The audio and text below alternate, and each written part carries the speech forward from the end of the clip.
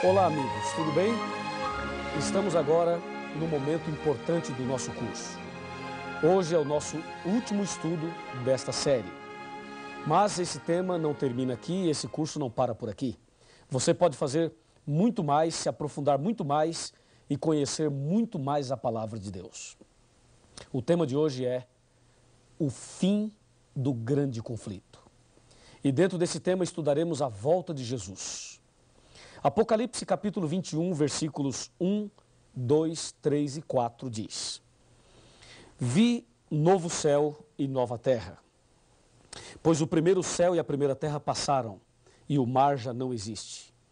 Vi também a cidade santa, a nova Jerusalém, que descia do céu da parte de Deus, ataviada como noiva adornada para o seu esposo.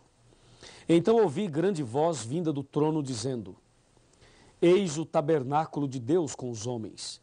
Deus habitará com eles. Eles serão povos de Deus, e Deus mesmo estará com eles. E lhes enxugará dos olhos toda lágrima, e a morte já não existirá. Já não haverá luto, nem pranto, nem dor, porque as primeiras coisas passaram. E aquele que estava sentado no trono disse: Eis que faço novas todas as coisas. E acrescentou: Escreve, porque estas palavras são fiéis e verdadeiras. Querido amigo, querida amiga, meu irmão e minha irmã, em breve Jesus vai voltar. Apocalipse 1, verso 7 diz: Eis que vem com as nuvens e todo olho verá. Lá em São Mateus capítulo 24, os discípulos conversando com Jesus perguntaram, interrogaram da seguinte maneira. Mateus 24, verso 3. No Monte das Oliveiras achava-se Jesus assentado. Quando se aproximaram dele os seus discípulos, em particular, e lhe pediram: Quando sucederão essas coisas? E que sinal haverá da tua vinda e da consumação do século? A pergunta aqui envolve duas questões. A primeira é quando? E a segunda, que sinais haverão ou haverá? É o que nós vamos ver agora. Alguns desses sinais e também vamos saber a resposta da pergunta quando. Essa pergunta quando envolve tempo e os sinais envolvem os acontecimentos. Então, por favor, me acompanhe nesse raciocínio. A palavra de Deus apresenta então a pergunta, o questionamento dos discípulos. Quando sucederão essas coisas? A primeira pergunta é quando, e a resposta está no verso 36 de Mateus 24. Jesus respondeu claramente: mas a respeito daquele dia e daquela hora, ninguém sabe, nem os anjos do céu, nem o Filho, mas somente o Pai. Ou seja, o dia da volta de Jesus não foi revelado ao homem. O ser humano não sabe, somente Deus sabe. E Deus não nos revelou o dia sabiamente, porque se Ele revelasse o dia da volta de Jesus, as pessoas deixariam para se preparar na última hora. E aí o preparo não seria por amor, e sim por medo ou por desespero. Aliás, existem três grandes acontecimentos na vida do homem que nós não sabemos o dia, nem a hora, nem o mês e nem o ano. Primeiro, o dia da morte. Ninguém sabe o dia que vai morrer. Segundo, o dia do fechamento da porta da graça. Também ninguém sabe. E terceiro, o dia da volta de Jesus. É ou não é? Agora, com respeito aos sinais, Jesus deixou vários sinais. Aqui em São Mateus, também em outras partes da Bíblia. Por exemplo, Jesus falou que a ciência se multiplicaria. Está lá em Daniel capítulo 12. Hoje, você pode ver o conhecimento crescendo cada vez mais e a tecnologia também. Por exemplo, você está me assistindo agora numa fita VHS, ou num DVD, ou num VCD, no computador, ou na televisão. De alguma forma você está assistindo esse estudo bíblico. Isto é o crescimento da ciência. Veja, eu estou aqui falando a você e muitas pessoas, milhares e milhares e milhares, estão ouvindo a mesma mensagem. Pela televisão, ou quem sabe somente ouvindo a voz. É o que diz a Bíblia, a ciência se multiplicará. Ciência no sentido de conhecimento e ciência no sentido de tecnologia também. Jesus também disse que a fome seria algo muito forte nos últimos dias.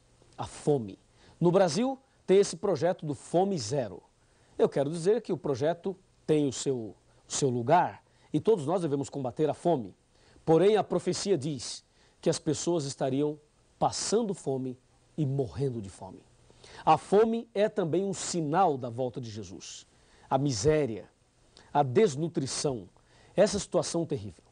Sabe, hoje, mais de 800 milhões de seres humanos passam fome no mundo, muito mais que isso. Essa informação que estou dando é uma informação que já tem que ser atualizada. Mais de 800 milhões de seres humanos passam fome no mundo. Jesus também disse sobre os terremotos. Terremotos em vários lugares. Está aqui em Mateus 24. Mateus 24, veja, terremotos em vários lugares. Está escrito aqui, ó, versículo 4, versículo 5, versículo 6, versículo 7 e versículo 8.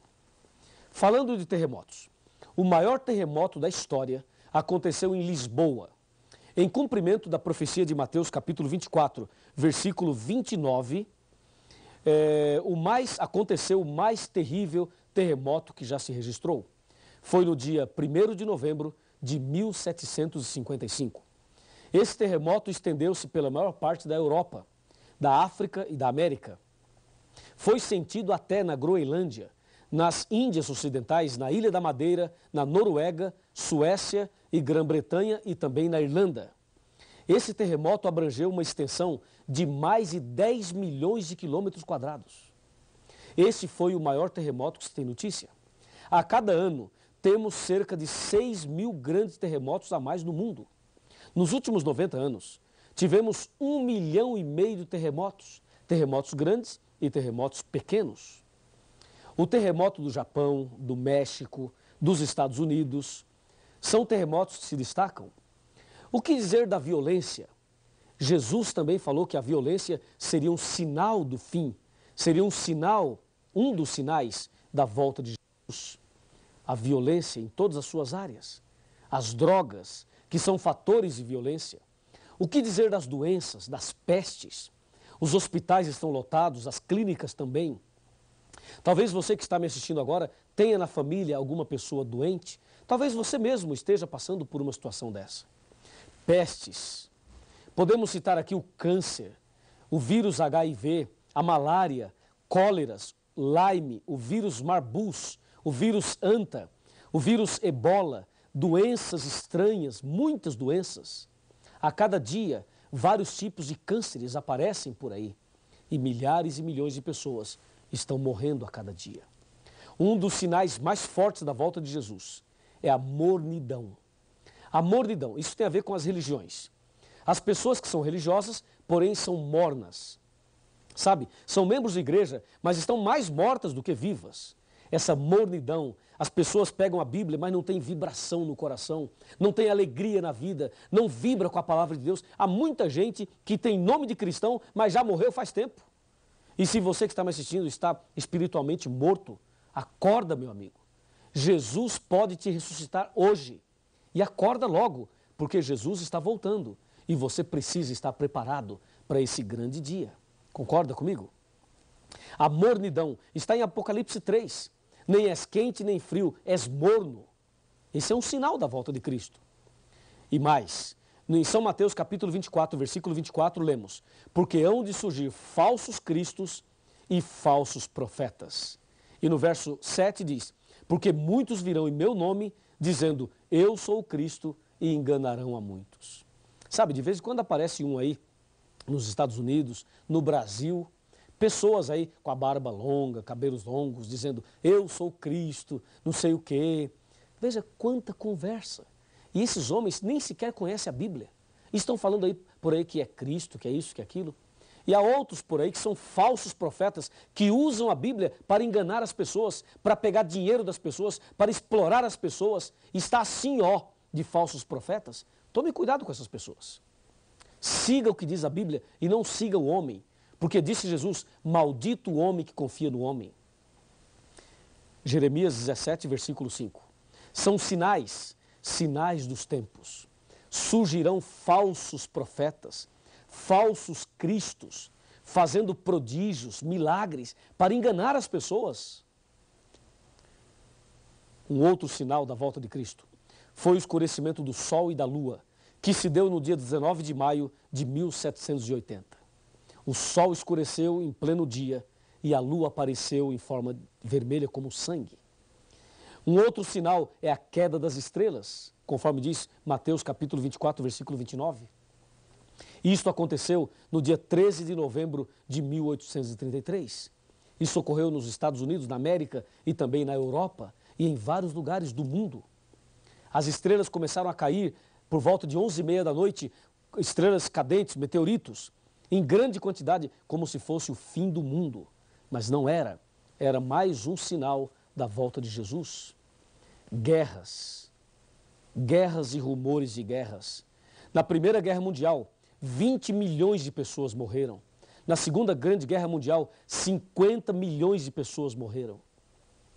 Além do conflito da Coreia, da Guerra do Vietnã, guerra entre Irã e Iraque, guerra de Indochina, da Argélia, da Bósnia, guerra das Malvinas, guerra do Afeganistão, guerra agora entre Estados Unidos e Iraque. Esse problema do terrorismo, guerras e rumores de guerras. O século XX foi o mais sangrento de todos. E o século XXI, nós já começamos presenciando uma guerra transmitida ao vivo pela televisão em rede mundial. Não é o fim do mundo? Com certeza é.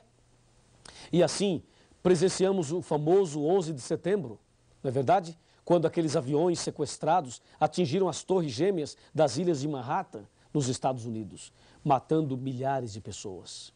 Aquilo ficou marcado na memória de todo ser humano. Mas não somente aquilo, a retaliação, o retorno americano a esses países supostamente envolvidos na guerra. E assim, pessoas simples, pessoas comuns, crianças, mulheres são atingidas nestas terríveis guerras.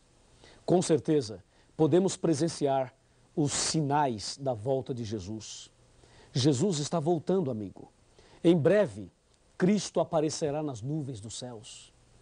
E a Bíblia nos adverte.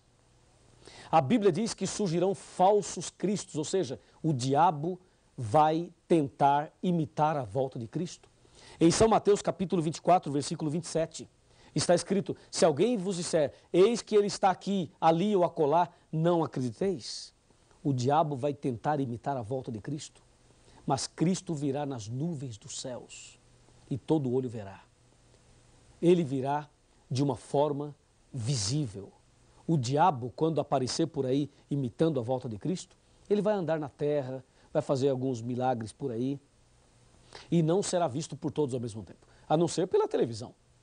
Mas isto está errado. Jesus aparecerá nas nuvens dos céus, todo olho verá e Jesus não vai pisar na terra. Vejamos alguns detalhes importantes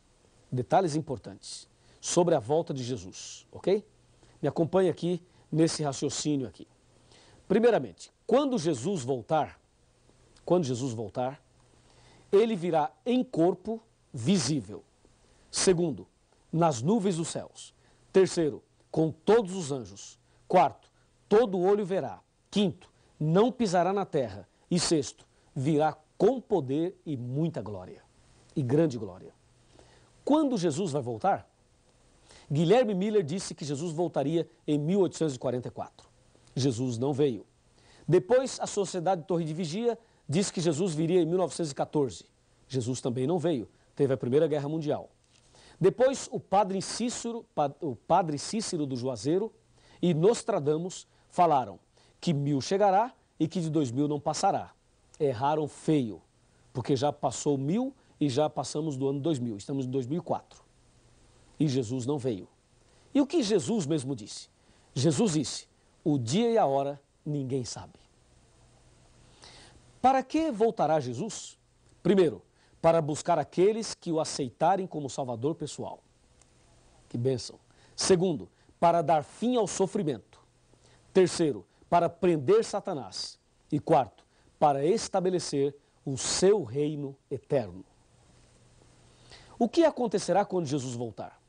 Haverá a morte dos ímpios, haverá o arrebatamento e a transformação dos justos, haverá a ressurreição dos que morreram em Cristo, tudo que há na terra será destruído e a terra ficará vazia e escura por 1000 anos. É preciso entender não somente isto, mas é preciso entender mais. Me acompanhe agora para a parte final deste importante estudo. Vamos comigo. Você agora sabe como será a volta de Jesus. E você também sabe o cuidado que deve ter com os falsos cristos e os falsos profetas. Então, quais são os passos que você deve dar para estar preparado para a volta de Jesus? São 5 passos. Me acompanhe. O primeiro passo que você deve dar, primeira decisão, é estudar a Bíblia Sagrada. E isso você está fazendo. Segundo passo, aceitar Jesus como Salvador pessoal. E isto você também já aceitou. Terceiro passo, aceitar e guardar os 10 mandamentos. Eu creio que você também já aceitou isto. Quarto passo, ser batizado. Ser batizado na igreja verdadeira. E último passo, permanecer firme na fé, aconteça o que acontecer, até o fim. Repetindo, estudar a Bíblia, aceitar Jesus, guardar os 10 mandamentos, ser batizado e permanecer firme na fé. Você gostaria de dar esses passos todos? Com certeza sim. Aí, Jesus vai voltar nas nuvens dos céus. Quando ele voltar, vai nos levar para o céu. O povo de Deus vai para o céu. Os ímpios irão morrer. Aí vai passar 1000 anos. Depois dos 1000 anos, vai descer do céu a cidade santa, a Nova Jerusalém. Aí os ímpios que ficarem mortos ressuscitarão. E no final do milênio, haverá então a sentença final. Para o grupo da direita, Jesus vai dizer, vinde benditos de meu Pai. Para o grupo da esquerda, Jesus vai dizer, apartai-vos de mim. Naquele momento, cada ímpio, cada pessoa que vai se perder, poderá assistir o filme da sua própria vida. Cada pessoa irá ver todos os momentos e oportunidades que eles tiveram. É como se estivesse da sua própria vida. E todos verão as chances que tiveram. E aí todos os ímpios que irão se perder reconhecerão que Deus é justo, que Deus é perfeito e que Deus é amor. Depois que todos olharem e assistirem às cenas da vida, não haverá dúvida nenhuma. Não haverá. E naquele instante, as pessoas poderão ver, inclusive, este momento, porque este momento está sendo filmado e registrado por Deus. Se você se perder, verá esta cena naquele dia. Se você perder sua salvação, não vai dizer que não sabia e que não teve chance, porque você sabe e está tendo a chance agora. Entendeu? Aí depois que todos assistirem o filme da própria vida, inclusive Satanás vai ver o filme da vida dele, e com certeza o filme da vida dele é um filme de terror. Então naquele instante, todo joelho se dobrará diante de Jesus. E vai se cumprir Filipenses 2, capítulo 2, em que diz, todo joelho se dobrará diante de Cristo, porque ele recebeu um nome que está acima de todos os nomes. Imagina, todo mundo se curvando diante dele, o próprio Satanás irá se ajoelhar e reconhecer que Deus é amor. Na verdade, no processo do juízo e no processo do conflito, o que estava em jogo era também o caráter de Deus. Deus se deixou julgar. Deus também fez o nosso julgamento, mas ele se deixou julgar. E no final do conflito, ficará claro que Deus é amor. E todo joelho então se dobrará. Logo após isso, vai acontecer uma coisa emocionante, terrível e emocionante. Deus, ou Jesus, vai dar adeus a todos os ímpios. E naquele instante, eles serão destruídos. Mas o diabo vai arregimentar a multidão para tentar tomar a cidade santa. E aí vai descer fogo do céu, misturado com enxofre, e todos eles serão queimados. Queimados e reduzidos a pó. E esse mesmo fogo que vai queimar os ímpios irá purificar a terra. E nós teremos um novo céu e uma nova terra. Quando os ímpios forem queimados, provavelmente terá alguém que nós conhecemos, alguém que nós amamos. Pode ser um pai, uma mãe, um marido, a esposa, um filho, uma filha, uma pessoa querida por você. Pode ser que uma dessas pessoas esteja do lado de fora. E pode ser que você esteja do lado de dentro. E esta pessoa pode estar sendo queimada lá. Eu pergunto, será que você vai ficar feliz dentro da cidade santa, vendo o seu parente sendo queimado? Com certeza não. Com certeza nós vamos chorar. Eu vou chorar. Você vai chorar. E eu acredito mais. Acredito que Jesus também vai chorar. Porque diz a Bíblia que Deus não tem prazer na morte do ímpio. Não tem. E naquele momento vai se cumprir Apocalipse 21, versículo 4, que diz: e Deus enxugará dos seus olhos toda lágrima, a última lágrima, e a morte já não existirá. Já não haverá mais pranto, nem clamor e nem dor. O conflito chegou ao seu final. O diabo foi queimado, os ímpios foram queimados, e Deus nos dará um novo céu e uma nova terra. Gostaria de apresentar a você a última citação desse estudo. Me acompanhe. Essa última citação é incrível. Eu gostaria que você acompanhasse atentamente. Está bem aqui. Você poderá assistir atentamente esta citação. Você poderá ler comigo. O grande conflito terminou. Pecado e pecadores não mais existem. O universo inteiro está purificado. Uma única palpitação de harmonioso júbilo vibra por toda a vasta criação. Daquele que tudo criou, emanam vida, luz e alegria por todos os domínios do espaço infinito. Desde o minúsculo átomo até o maior dos mundos, todas as coisas, animadas e inanimadas, em sua serena beleza e perfeito gozo, declaram que Deus é amor. Está no livro Grande Conflito, de Ellen White. No livro Grande Conflito. E eu vou até dizer para você a página que eu estou lendo aqui. Página 678. Eu estou arrepiado só de ler que o grande conflito terminou. Para que naquele dia você não tenha que se curvar diante de Deus, diante de uma pressão, porque você não tem outra saída. Para que você não seja ímpio naquele dia e tenha que se curvar diante de Deus forçosamente pelo reconhecimento de que Deus é amor. Que tal nos ajoelharmos agora por livre, espontânea vontade, por amor, e reconhecer que Deus é tudo isso? Vamos ajoelhar e vamos orar. Ajoelhe comigo. Vamos falar com Deus. Querido Pai Celestial, obrigado pelo estudo da Tua Palavra. O grande conflito terminou e nós receberemos do Senhor a vida eterna. Obrigado por esta promessa. Obrigado por esta certeza. Eu entrego essa pessoa nas Tuas mãos e peço ao Senhor que cuide dessa pessoa, da sua família, dos seus queridos, para que naquele dia ninguém que está aqui hoje se perca, mas que todos alcancem a vida eterna. Nas Tuas mãos eu entrego a minha vida, entrego também a vida dessa pessoa que está orando comigo. Louvado seja o Teu nome. Em nome do Senhor Jesus. Amém.